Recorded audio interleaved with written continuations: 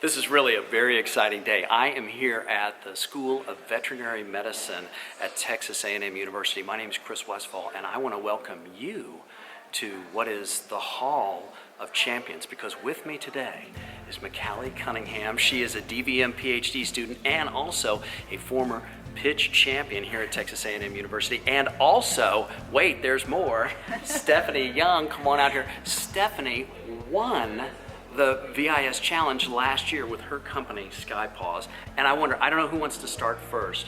What has entrepreneurship meant to you?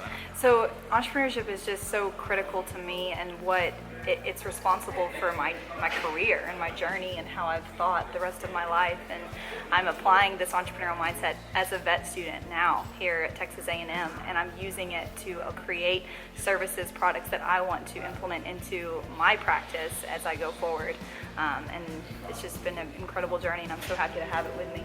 Well, shifting gears, I want to ask you what it was like to stand in the winner's circle and get first place at the VIS challenge last year. What was that experience like for you? And if you could, it was absolutely surreal.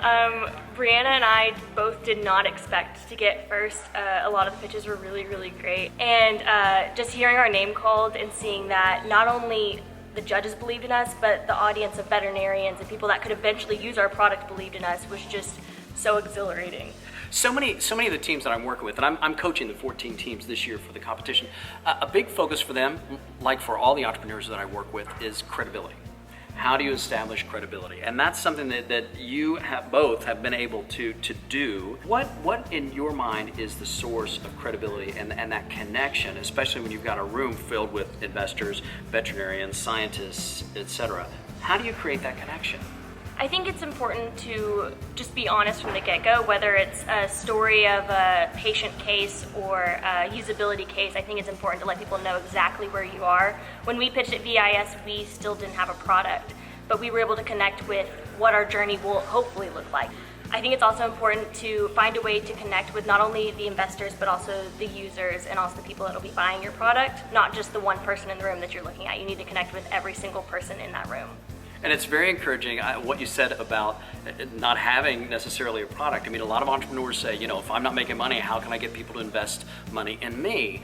And you really pointed at it. There are people who will invest and who will engage even with a great idea. And you've had that same experience. Can you talk a little bit about what it's like to have an idea that you want to bring to life? How do you connect that idea to the people who can help fund it? Really just telling them your story and explaining to them and communicating in a way that helps them see exactly how this is going to serve the client, and that you've thought this through, and that you're able to go forward and make this a real business, and you're willing to put all of the effort in.